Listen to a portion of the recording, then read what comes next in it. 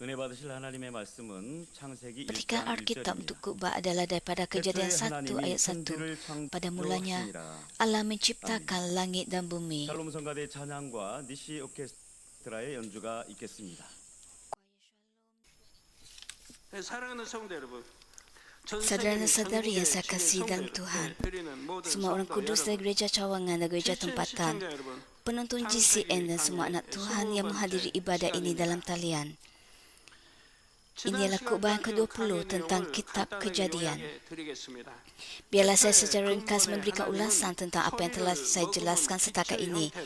Pada mulanya Tuhan asal wujud di dalam ruang asal dalam bentuk cahaya yang mengandungi suara. Pada suatu ketika bentuk asal Tuhan menyatu sebagai satu cahaya di puncak alam rohani.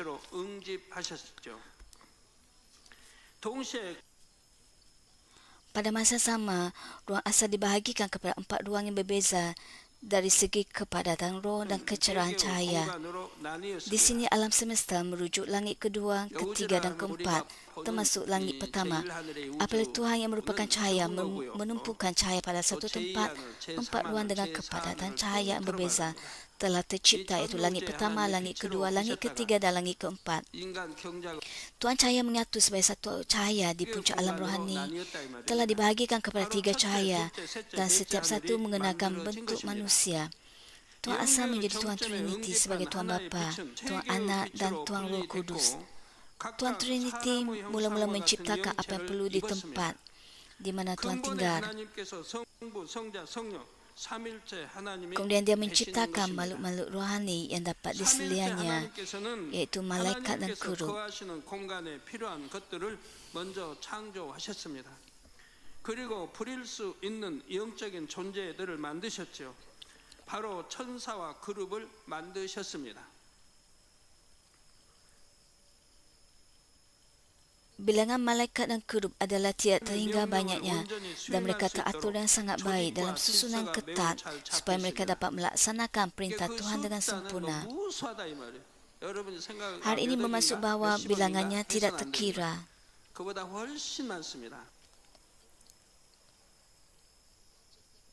Bukan setakat beberapa ratus juta atau beberapa bilion, tetapi lebih banyak daripada itu.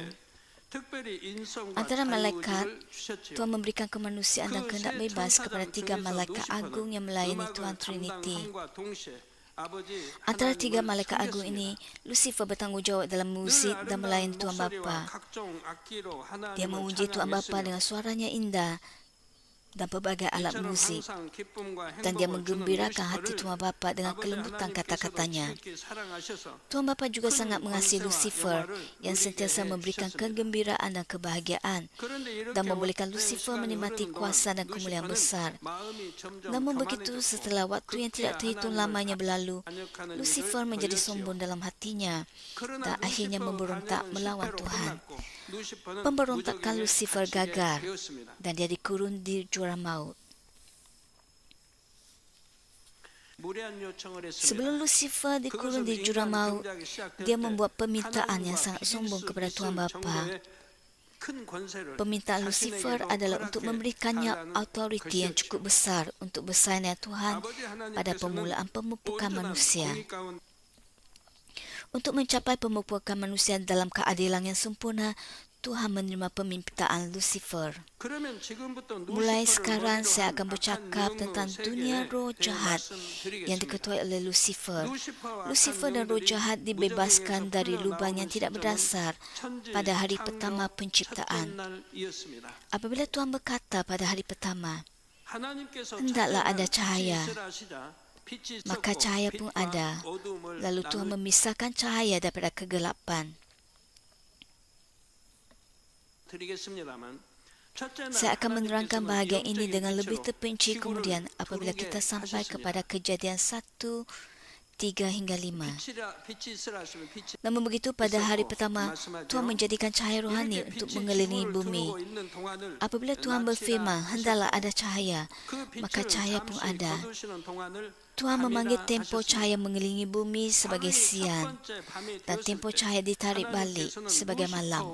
악한 영들을 무저강에서 Pada 나오게 malam 하신 pertama 것입니다. inilah Tuhan membebaskan 그리고 Lucifer 창조 둘째 날 dan sebahagian roh 궁창을 jahat 만드실 dari 때 jurang maut. 악한 영들이 Apabila Tuhan 거하는 menciptakan 처소를 langit, 둘째 Dia 하늘에 menciptakan 만들어 tempat untuk roh 주셨지요. jahat tinggal di 이제 langit 무지개가 kedua 가도 pada hari 졌다가 kedua 인간 penciptaan. 성자굴이 이제 필요하기 때문에 Tuhan 하는데 이제 membebaskan 첫째 roh 날이 jahat dari 창조되니까 lubang yang tidak 그때 berdasar 이제 첫째 날 pada 나와서 hari 둘째 pertama penciptaan dan membolehkan mereka 이제 tinggal di sebahagian 들어가게 daripada 했다 이 langit 말입니다. kedua pada hari kedua penciptaan. 루시퍼는 둘째 하늘에 자기 왕국을 Lucifer 세우고 menciptakan 악한 영의 kerajaannya di 세계를 langit kedua 조직적으로 dan dia 만들었습니다. menumbuhkan sebuah organisasi di dalam dunia roh jahat. 루시퍼는 오랜 세월 동안 Untuk 아버지 masa yang sangat 하나님과 lama, 곁에 있으면서 Lucifer memerhatikan 어떻게 bagaimana Tuhan 영계를 mengawal alam rohani 통치하시는지 semasa tinggal 보았지요. bersama Tuhan. 그래서 자신의 Oleh itu, 세계를 Lucifer 일으켜도 meniru cara Tuhan 하나님의 mengawal apabila dia mendirikan kerajaannya sendiri. 방법. 먼저 루시퍼는 자신의 보좌를 만들고 그 주변을 Mula-mula 영들로 Lucifer 하여금 membuat 에워싸게 tatanya 했지요. sendiri dan membuatkan naga 그 mengelilingi 다음 tatanya 둘레는 itu. 영우 사자들, Kemudian dia mempunyai hamba-hamba naga iaitu kerub yang di bawah pengawasan naga untuk mengelilingi tatanya dan menjaganya. Dengan cara ini, Lucifer mendedahkan keinginannya untuk duduk di atas tata Tuhan. Apabila Lucifer menubuhkan organisasi di dalam dunia roh jahat, dia juga meniru cara Tuhan.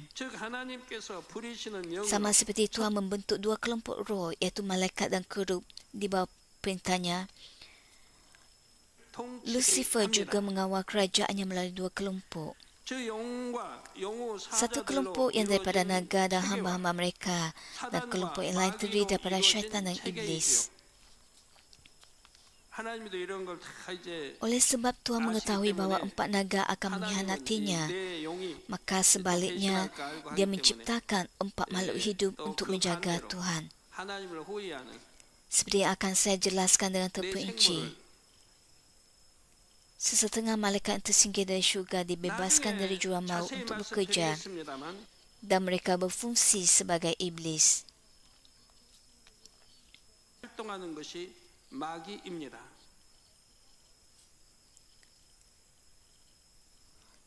풀려나와 활동하는 것이 마귀라 이 말입니다. Lucifer memberikan perintah melalui dua kelompok ini dan mengawal dunia kegelapan. 명령을 내리고 어둠의 세계를 통치하지요. 영우 사자들과 마귀는 둘 다 Hamba-hamba naga dan iblis sebenarnya rendah dari segi pangkat mereka dalam kelompok masing-masing. Namun begitu Lucifer membuatkan kedudukan hamba-hamba naga lebih tinggi daripada kedudukan iblis. Perkara ini merupakan janji yang dibuat oleh Lucifer kepada naga apabila dia merancang pemberontakan untuk memenangi hati naga. 각 체계에서는 서열이 낮은 존재들입니다. Lucifer memberitahu naga bahawa dia akan meletakkan mereka pada kedudukan yang lebih tinggi daripada iblis jika naga membantu Lucifer. Untuk memenangi hati naga dan hamba-hamba mereka, Lucifer membuat janji sedemikian. Di dalam dunia roh jahat di langit kedua, kedudukan iblis adalah yang paling rendah. Jika anda juga mempertimbangkan roh iblis, sudah tentu pangkat roh iblis adalah yang paling rendah. Namun begitu, roh iblis pada dasarnya berbeza daripada roh jahat kerana mereka tidak tinggal di langit kedua, tetapi di bumi. 따라서 둘째 하늘에 있는 악한 영의 세계에서는 마귀의 서열이 가장 낮습니다. 물론 귀신까지 포함시키면 귀신의 서열이 가장 낮지요. 그런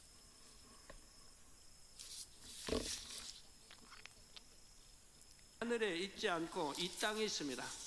귀신은 둘째 하늘에 Organisasi roh jahat beroperasi mengikut aturan yang sangat tepat dan ketat. Apabila Lucifer memberikan perintah ini disampaikan oleh naga kepada hamba-hamba naga. Lucifer juga memberikan perintah kepada iblis melalui syaitan. Disebabkan oleh sistem perintah seperti ini, naga tidak memberikan perintah kepada iblis dan syaitan tidak mengawal hamba-hamba naga. Dengan kata lain, naga tidak memberikan perintah kepada iblis dan syaitan tidak memberikan perintah kepada hamba-hamba naga. Anda dapat faham bukan? 사단이 용의 사자들을 부리지는 Dunia 않습니다. kegelapan terbahagi kepada dua sistem yang jelas berbeza. Jadi garis untuk menghantar dan menerima perintah dipisahkan dengan jelas. 사단이 용의 사자들 Oleh itu, naga hanya memberikan perintah 체계가 지금 kepada hamba-hamba 체계를 설명하고 mereka. 있어요. 루시퍼, 용, 그의 사자들. 또 Syaitan 루시퍼, tidak pernah mengawal hamba-hamba naga. 그리고 또 Naga mengawal hamba-hamba mereka 귀신들. dan syaitan mengawal iblis. 그래도 체계가 이와 둘로 이렇게 갈라지기 때문에 용들이 마귀에게 명령을 내리지 않는다. 용들은 그의 Apabila 사자들에게 hamba-hamba 명령을 Tuhan atau 내리는 pekerja 그의 Tuhan mengetahui 사자들에게 dunia roh jahat, mereka mendapat 사단은 용의 kekuatan. 사자들을 부리지 Apabila 않습니다. mereka tahu dan memberikan 네. perintah, 체계가 달라요. roh jahat akan gementar dan melarikan 용들은 diri. 그의 사자들을 Jika anda mengetahui identiti mereka dan memintakan mereka demi nama Tuhan Yesus, mereka akan segera melarikan diri. 받으시려면 이런 체계 질서도 알아야 됩니다. 모르고 뭐 원수막이 떨지요. 알고 자기들의 정체를 알고 명령해야 두려워 떠는 거예요. 아무것도 모르고 그냥 막무가내로 몰라가라 한다고 해서 두려워하는 게 아니에요. Yesus pernah menyebut tentang dunia roh jahat orang yang sangat ketat. 악한 영의 세계에 대해 Dia berkata dalam 예수님께서도 Lukas 11 말씀하신 적이 ayat 있습니다. 17 hingga 바로 18. 누가복음 11장 17절에서 18절에 Tetapi Yesus mengetahui apa yang difikirkan mereka. Lalu dia berkata kepada mereka, negeri yang berpecah menjadi beberapa bahagian lalu saling bermusuhan tidak akan tahan lama. Keluarga yang berpecah belah dan saling berlawanan akan hancur. Jika kerajaan iblis mempunyai golongan yang saling berlawanan, bagaimanakah kerajaan itu dapat bertahan? Dengan demikian, dunia syaitan tidak pernah bertelaga sesama mereka. Jadi adakah masuk akal jika ada konflik dalam kerajaan Tuhan? Bagaimanakah jika terdapat pertelingkahan dalam gereja? Tidak sepatutnya ada konflik dalam gereja. 하나님의 나라에 분쟁이 있다면 되겠고 교회 안에 분쟁이 있다면 되겠습니까? 교회 안에도 절대로 분쟁이 있어서는 아니 된다 이 말입니다. Beelzebul dianggap sebagai penguasa roh iblis oleh cara pemikiran orang Israel pada masa itu. Mereka berkata bahawa Yesus mengusir roh iblis dengan kuasa Raja Roh Iblis. Hal ini dikatakan tanpa sebarang pengetahuan tentang dunia rohani. Dengan cara ini, orang dengan cuai menyebut kerja, mukjizat dan kuasa Tuhan sebagai ajaran sesat dan menyebutnya sebagai kerja iblis. Apabila orang Farisi melihat Yesus mengusir roh iblis daripada seorang lelaki, mereka berkata, dia dapat menghalau roh-roh iblis kerana diberi kuasa oleh Beelzebul. Menurut apa yang dikatakan oleh mereka, kuasa kegelapan telah mengusir kuasa kegelapan. Jadi mereka bertelaga sesama mereka.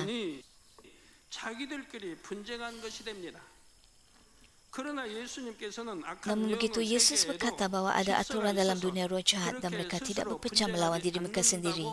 Walaupun dalam dunia roh jahat terdapat organisasi dan aturan, jadi mereka tidak bertengkar atau bertelaga sesama mereka. Saudara-saudari yang saya kasihi, izinkan saya memberitahu anda tentang peranan roh jahat. Pertamanya ialah peranan Lucifer, iaitu ketua dalam dunia roh jahat.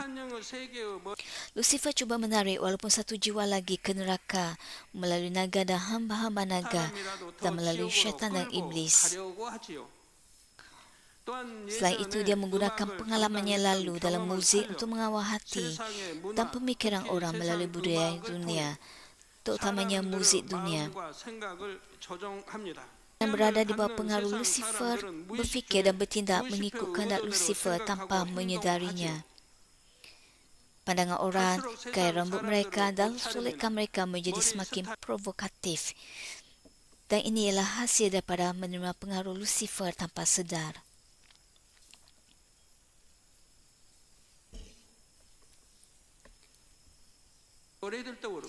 Antara lagu-lagu dunia ada lagu-lagu yang memuja syaitan dan ada lagu-lagu yang membuatkan anda meremang bulu roma hanya dengan mendengarnya. Sebaliknya, pujian kepada Tuhan membuatkan anda merenung diri dan bertaubat sambil memuji, yang memberikan anda kekuatan untuk menyingkirkan sifat berdosa dan membawa ketenangan fikiran.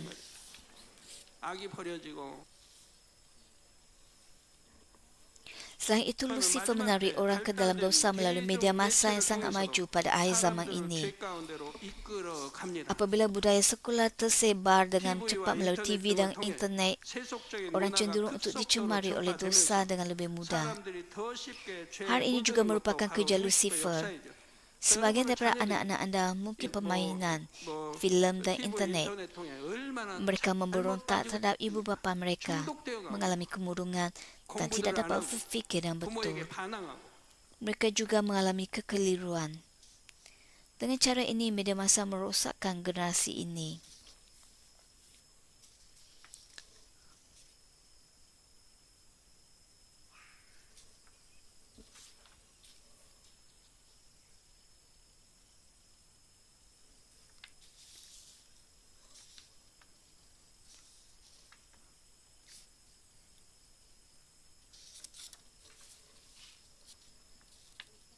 Lucifer juga memotivasikan dan menghasut orang yang mempunyai autoriti dunia untuk melawan Tuhan. Sebagai contoh, sesetengah negara secara politik menindas dan cuba memusnahkan Kristianiti. Dalam situasi ini, Lucifer sendirian secara langsung menghasut ketua-ketua negara untuk bertindak. Selain itu, Lucifer menggunakan segala cara untuk menipu orang agama menyembahnya. Merujuk hal ini, Alkitab memanggil Lucifer pelacur besar yang telah mencemarkan dunia dengan perzinaannya. Alkitab menyatakan pelacur kerana Lucifer adalah malaikat agung berjantina perempuan. Oleh sebab Lucifer adalah malaikat agung dengan perwatakan feminin, dia dipanggil pelacur besar dalam Alkitab.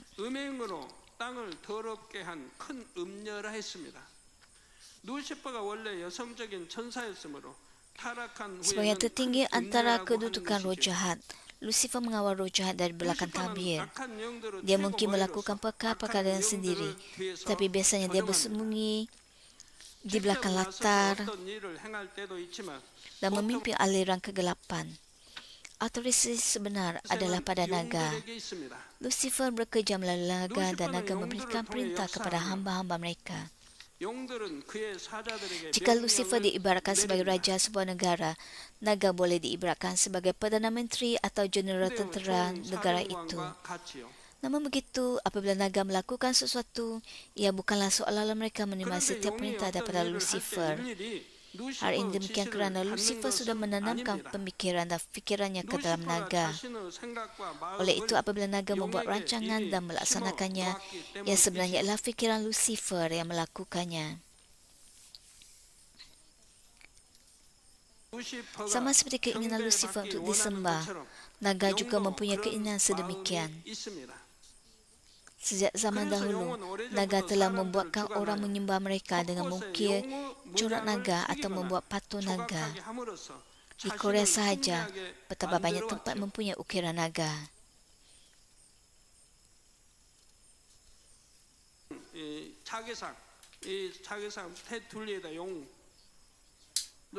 Pada perabot, pakaian diraja, hanbok dan tatu.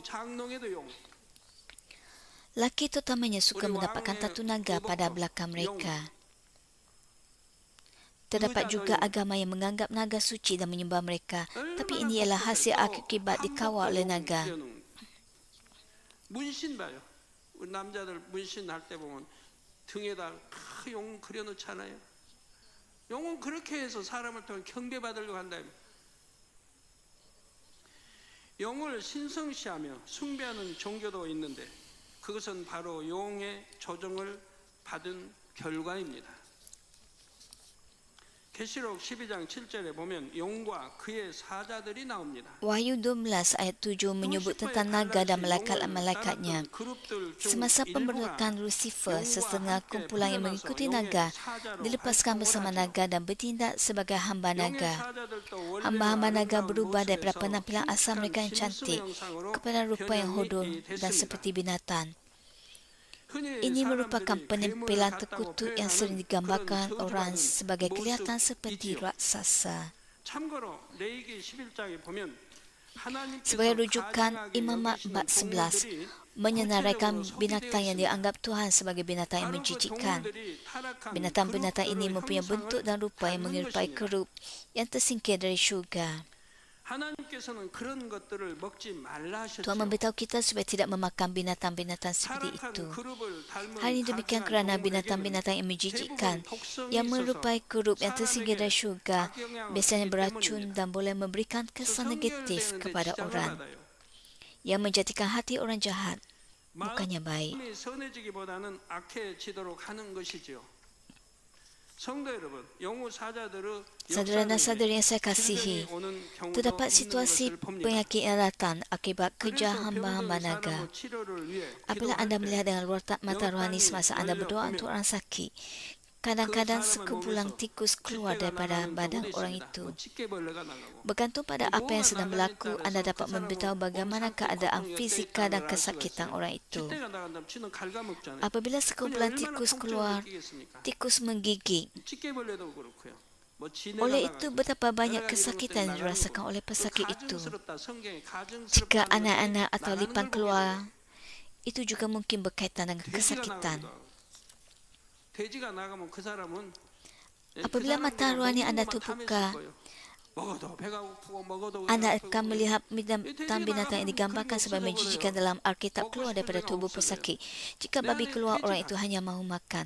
Walaupun pesakit itu makan, dia masih akan berasa lapar. Dan apabila babi itu keluar, keinginan makannya hilang.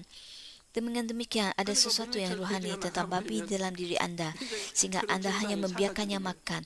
Oleh itu, tidak kira berapa banyak anda makan, anda masih berasa lapar. Namun begitu, jika anda mengalahkannya dengan doa dan babi itu pergi, gejala-gejala tersebut akan hilang.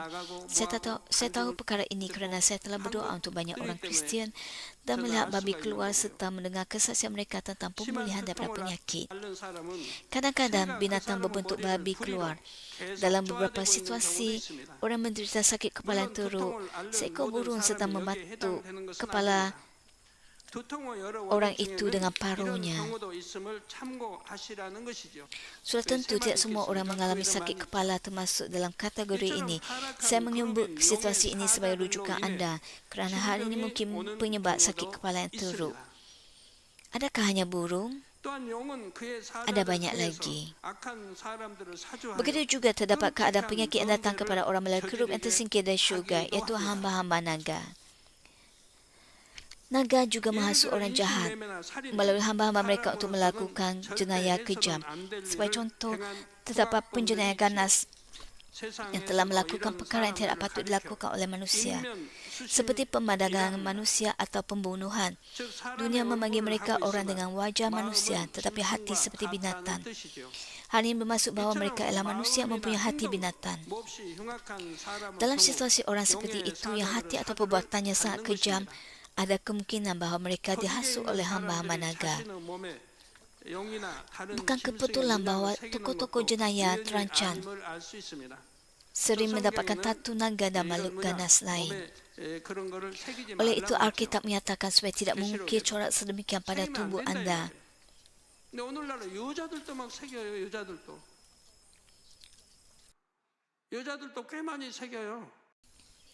Bahkan dalam kitab Wahyu mendapatkan tatu seperti ini dilarang.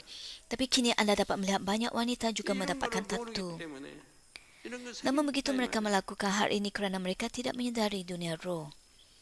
Namun begitu dalam kalangan utusan naga, bentuk kejahatan yang muncul berbeza bergantung pada binatang mana yang menghasut. Hal ini demikian kerana binatang mempunyai ciri-ciri yang berbeza dari segi kekejaman, kelicikan, ketidakbersihan dan kekotoran.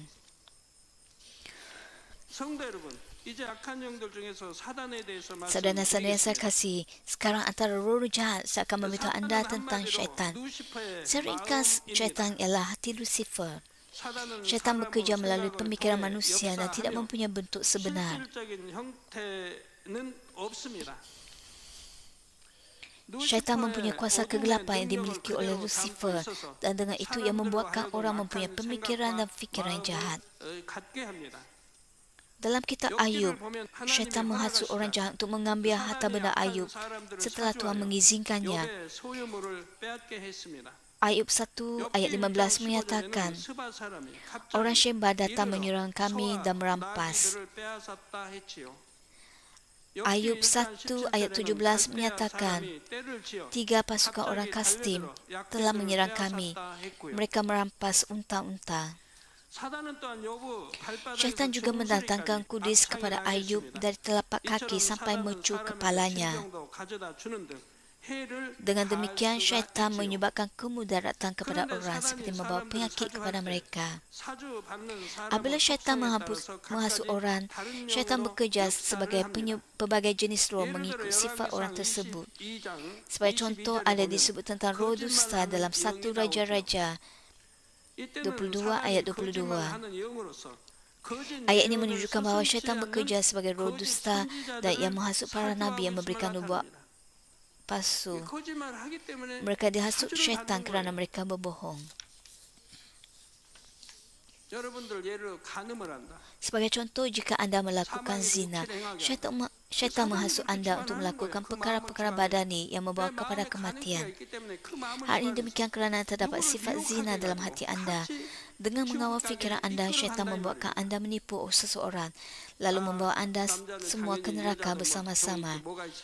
Apabila seorang lelaki melihat seorang wanita, secara alamiah nafsunya akan bangkit. Tapi hal itu bukanlah fakta. Fakta sebenarnya adalah bahawa syaitan menggunakan zina dalam hatinya untuk mengawalnya. Oleh itu, apabila seorang lelaki dihasut oleh syaitan, dia terdorong untuk melakukan kesalahan dan akhirnya dia melakukan zina dan melakukan dosa yang membawa kepada kematian, menjadi makanan bagi syaitan. Jika proses ini berulang, lelaki itu menjadi keji tanpa menyadarinya. Sebagaimana Wahyu 18 ayat 2 menyebut tentang roh najis, syaitan bekerja sebagai roh najis untuk orang yang menikmati keseronokan dalam perbuatan najis tubuh. Contoh yang diberikan di atas ialah situasi menerima kerja roh najis. Homoseksual juga termasuk dalam kategori ini. Semua ini ialah situasi dihasut oleh roh najis dan membawa kepada kematian.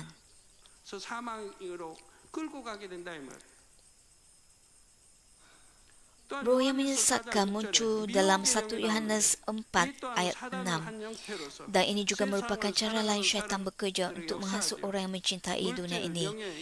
Syaitan menggunakan wang, kehormatan dan jantina berlainan sebagai umpan untuk menipu dan menarik orang untuk jatuh ke dalam dunia.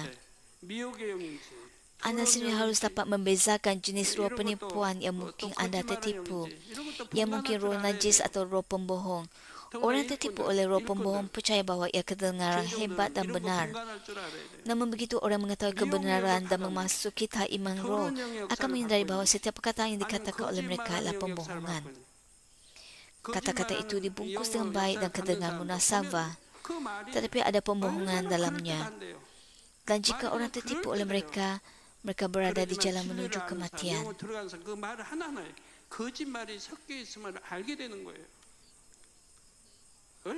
Betapa malangnya bahawa orang tidak mengetahui kebenaran dan jatuh ke dalam delusi akibat kerja-kerja roh ini. 그래서 사망의 길로 이끄는 것이라 이 말입니다. 이런 영들이 역사에서 그런 걸 알지 못하고 미혹받고 빠져들어가니 얼마나 안타까운 일입니까? Sekarang dengan menggunakan sebuah kiasan, saya akan memberitahu anda secara terperinci cara syaitan menghasut orang. Terdapat banyak gelombang radio di udara yang tidak kelihatan.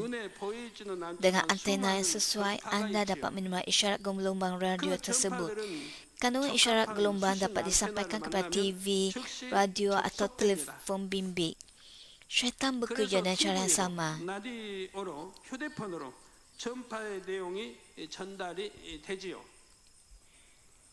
Syaitan berterusan menyebarkan fikiran dan kemampuannya ke udara.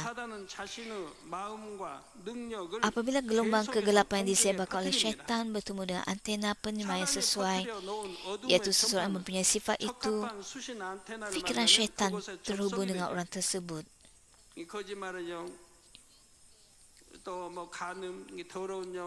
Syaitan menyebarkan roh pembohongan, roh zina, roh najis dan roh dusta. Ketidakbenaran dan sifat dosa anda menangkap isyarat tersebut. Pada masa ini, kegelapan dalam hati manusia, iaitu ketidakbenaran dan sifat badani, bertindak sebagai antena penerima.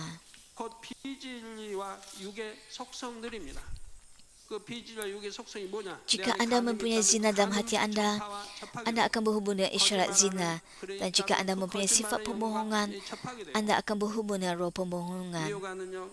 Dengan prinsip ini, delusi kenajisan dalam diri Anda dihubungkan dengan isyarat yang disebarkan oleh syaitan. Sebagai contoh, apabila seseorang mempunyai kebencian dalam hatinya, dia dapat menerima sifat kebencian yang disebarkan oleh syaitan di udara. Isyarat disebarkan oleh syaitan dan frekuensi antena yang diatur untuk menerima dalam hati manusia diselaraskan dengan sempurna. Frekuensi gelombang radio yang disebarkan oleh syaitan dan antena dalam hati manusia berpadanan dengan sempurna. Syaitan membuatkan kebencian orang itu semakin besar. Dengan cara ini, fikiran ketidakbenaran mendapat kuasa kuat melalui syaitan yang dipanggil menerima kerja syaitan atau mendengar suara syaitan. Anda mesti mengetahui perkara ini supaya Anda dapat membezakan sama ada Anda telah berada di bawah kerja syaitan dan telah menerima suaranya. Jika Anda bernafsu setelah melihat seorang wanita, Anda telah dihubungkan kepada roh najis yang disebarkan oleh syaitan.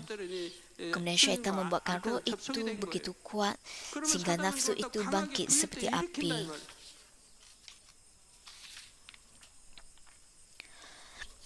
Apabila syaitan menghasut orang, dia bekerja dari luar. Jadi dia memerlukan laluan untuk menembusi hati orang. Laluan itu ialah pemikiran. Seorang manusia meletakkan apa yang dilihatnya, didengarnya atau dipelajarinya melalui deria dan perasaannya ke dalam otak dan hatinya.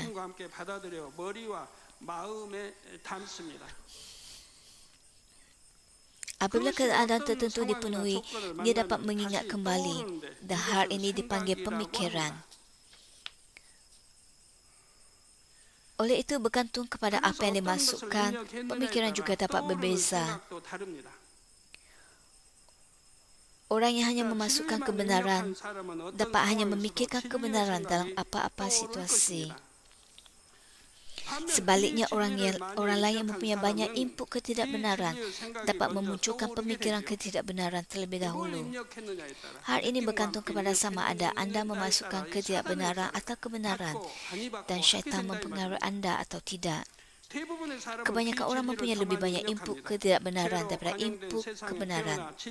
Hal ini demikian kerana mereka dilahirkan di dunia di mana dosa berleluasa dan mereka tidak dididik dalam kebenaran. Oleh itu, kebanyakan orang menerima ketidakbenaran dan mereka juga menerima isyarat yang disebarkan oleh syaitan. Syaitan menghasut orang yang mempunyai ketidakbenaran dalam hati mereka supaya mereka memikirkan sesuatu yang jahat dan tidak benar. Akhirnya, Anda harus menghindari fakta ini. Syaitan mengawal pemikiran hati Anda. Anda tidak sepatutnya berfikir bahawa hal ini adalah karut. Syaitan menghalang orang supaya mereka tidak dapat mentaati hukum Tuhan yang merupakan kebenaran. Atas sebab ini, Roma 8 ayat 7 menyatakan, seseorang yang fikirannya dikuasai oleh tabiat manusia menjadi musuh Allah. Orang itu tidak mentaati hukum Allah dan sebenarnya dia tidak dapat mentaati hukum Allah. Sekali pemikiran badani masuk, tidak kira berapa kali Anda mendengar kebenaran, Anda tidak dapat mentaati kebenaran. Anda tahu bahawa pemikiran badani berdosa, namun Anda akhirnya mendengar suara syaitan dan bertindak mengikutnya. 내 마음이 사단의 음성을 듣는 걸요. 또 내 생각이 사단의 조종을 받고 있는 걸요. Itulah sebabnya Tuhan berfirman, orang itu tidak mentaati hukum Allah dan sebenarnya dia tidak dapat mentaati hukum Allah. Sebab fikiran yang dikuasai badani bermusuhan dengan Tuhan adalah kerana fikiran itu dihasut oleh syaitan. Apabila syaitan menghasut pemikiran, jika Anda tidak menolaknya dan terus menerimanya, syaitan bahkan dapat mengambil alih fikiran Anda. Setelah hati Anda dikuasai oleh syaitan, Anda tidak lagi dapat bertindak 예를 mengikut 들어 kehendak 가론유다가 anda sendiri. 그랬죠. 누가복음 22장 3절에 보면 12 중에 하나인 Begitulah keadaan Yudas Iskariot. Lukas 22 ayat 3 menyatakan, ketika iblis memasuki Yudas yang tersebut Iskariot, seorang daripada 12 orang pengikut Yesus. Syaitan tidak mempunyai bentuk dan tidak kelihatan, tapi nyata ada dan dapat masuk ke dalam hati orang yang berdosa. Frasa iblis memasuk bahawa Yudas Iskariot terus-menerus menerima kerja pemikiran syaitan dalam fikirannya, menyerahkan hatinya kepada syaitan dan akhirnya dikuasai oleh syaitan. Yudas Iskariot mengikuti Yesus. Dia mengaksikan kerja luar biasa kuasa Tuhan dan dia diajar tentang kebaikan.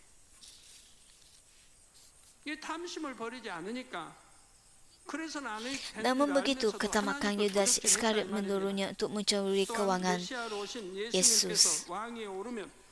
자신도 큰 권세와 영화를 얻게 되리라는 탐욕이 마음 안에 크게 자리 잡고 Walaupun mengetahui 있었습니다. bahawa perbuatan itu salah, Yudas Iskariot mencuri barang-barang Tuhan kerana dia tidak dapat melepaskan ketamakannya. 결국은 마음까지 빼앗겨 예수님을 팔아 넘길 결심을 하게 되었죠. 결국은 이제 마음까지 사로잡히니까 이제는 자기도 어찌하지 못하고 사단의 주관을 받아가게 되죠. 이 사단의 주관을 받아간다는 Selain itu, walaupun hatinya adalah hati seorang pencuri, dia berharap untuk menikmati kuasa dan kehormatan yang besar setelah Yesus menjadi Raja. 이처럼 사단이 직접 마음을 주관하는 Namun begitu, 경우는 apabila hakikat tidak seperti yang diharapkannya, dia terlebih dahulu menyerahkan fikiran kepada syaitan dan akhirnya dia juga kehilangan hatinya. 또 사도행전 Akhirnya 5장 dia membuat 3절을 keputusan untuk menjual 사단의 Yesus. 마음에 가득하다. Pada akhirnya, fikiran Yudas Iskariot begitu dikuasai oleh syaitan sehingga dia tidak dapat melakukan apa-apa lagi dan menerima kawalan syaitan. Secara tepatnya, orang yang menerima kawalan syaitan akhirnya dikawal oleh Lucifer. Dengan cara ini, hal ini disebut sebagai syaitan memasukinya, kerana syaitan secara langsung mengendalikan hati seseorang. Begitu juga dalam kisah Rasul-Rasul 5 ayat 3, Petrus berkata kepada Ananias dan isterinya bahawa syaitan telah menguasai hati mereka. Ananias dan isterinya berjanji untuk menjual tanah mereka dan memberikannya kepada Tuhan. Tapi apabila mereka benar-benar memberikannya, mereka menyembunyikan sebahagian wang dan hanya memberikan sebahagian. Namun begitu Rasul Petrus diilhamkan oleh Roh Kudus dan di bawah autoriti Roh Kudus, dia bertanya kepada mereka tentang kebenarannya, tetapi mereka berbohong kepadanya. Hal ini bukan menipu Petrus, tapi menipu Roh Kudus. Hal ini bermaksud bahawa Petrus ialah seorang hamba dengan Roh Kudus. 사단이 가득하다는 말은 사단의 마음이 그 사람 안에도 있어 사단의 Dia 분신과 dikawal oleh Roh 같이 Kudus yang 되었음을 mengawal hati 나타냅니다. dan fikirannya. Kejadian ini juga menunjukkan bahawa hati Ananias dan isterinya dipenuhi dengan ketamakan yang berlebihan dan kepalsuan. Atas sebab ini, Petrus berkata bahawa syaitan masuk ke dalam hati mereka. Oleh itu, apabila dikatakan syaitan masuk atau dipenuhi oleh syaitan, yang bermaksud bahawa hati syaitan ada dalam hati seseorang dan orang itu menjadi seperti ego kedua syaitan. Dengan mata haruan terbuka, syaitan kelihatan seperti kabus gelap. Orang menerima kerja mendalam daripada syaitan mempunyai sejenis tenaga yang kelihatan seperti kabus gelap yang mengelilinginya. Untuk dibebaskan daripada kerja syaitan, pertama sekali anda harus mengingkirkan pemikiran yang berkaitan dengan ketidakbenaran. Selain itu, dengan mengingkirkan hati ketidakbenaran, anda perlu secara asas yang mengingkirkan antena yang menerima isyarat syaitan. Untuk mengelakkan menonton TV dan sepenuhnya, hal ini seperti mencabut antena dan menjadikannya mustahil untuk menonton. Tidak seperti syaitan, iblis mempunyai bentuk dan rupa tertentu kerana mereka adalah malaikat yang tersinggir dari syurga. Orang melihat dengan mata roh yang terbuka tidak dapat melihat bentuk syaitan hanya dengan melihat kabus hitam. Tapi mereka dapat melihat iblis. Secara umumnya, iblis mempunyai bentuk gelap dan seperti manusia dan malaikat, mereka mempunyai kepala, badan, tangan dan kaki. Mereka juga mempunyai mata, hidung, mulut dan telinga pada wajah mereka. Saya akan menjelaskan peranan iblis dan kubah seterusnya. Saudara dan saudara yang saya kasih dalam Kristus, dan kubah ini saya telah memberikan penjelasan tentang Lucifer, naga dan hambanya, serta syaitan antara makhluk-makhluk dalam dunia roh jahat. Sangat penting untuk anda mempunyai maklumat tentang roh jahat kerana kita menjalani pembukaan manusia di bumi ini. Jika anda memahami perkara-perkara ini dengan mendalam dan memahatkannya dalam hati anda dapat membezakan sama ada anda dipengaruhi oleh kejahatan syaitan, roh penipuan, roh pembohongan atau roh najis. Kemudian yang perlu anda lakukan adalah untuk sedar dan mengalahkannya dengan cepat. 해야 될 Jika 것이다. anda tidak tahu, anda akan tertarik kepada pemikiran seperti saya tertarik kepada lelaki itu atau lelaki itu mencintai saya 끌려서 그러나 보다. tanpa mengetahui bahawa syaitan 상대가 memberikan 뭐 kita pemikiran 사랑해서, 나 palsu. 사랑해서 그러나 보다. 이렇게 끌려 들어간다. 모른다 이 말이야. 사단이 역사한 것도 모른다 이 말이야. Efesus 6 ayat 12 menyatakan, hal itu demikian kerana kita tidak berjuang melawan manusia, tetapi melawan segala kuasa jahat di angkasa, iaitu roh-roh yang berkuasa dan yang memerintah pada zaman gelap ini. Melawan roh-roh jahat di angkasa, yaitu di langit kedua. Jika Jika anda tahu dengan baik bagaimana roh-roh jahat menghasut dan merangsang orang, anda dapat mengelakkannya dengan mudah. Selain itu, ketika roh-roh jahat berusaha menghalang kerajaan Tuhan, anda dapat menghancurkan kuasa kegelapan. Hal ini demikian kerana roh-roh jahatlah kuasa kegelapan dan anak-anak Tuhan mempunyai kuasa cahaya untuk menghancurkan kegelapan. Sekalipun di dunia ini, kecerahan cahaya adalah berbeza antara cahaya lilin dan cahaya matahari. Demikian juga seberapa banyak anda hidup berdasarkan firman Tuhan menentukan keamatan cahaya tersebut. Saya menggesa anda untuk hidup berdasarkan firman Tuhan dengan lebih baik pada tahun ini untuk bersinar lebih terang. Semoga anda mengusir kuasa kegelapan pada sepanjang masa dan memberikan kemuliaan kepada Tuhan Bapa. Demi nama Tuhan Yesus Kristus saya berdoa.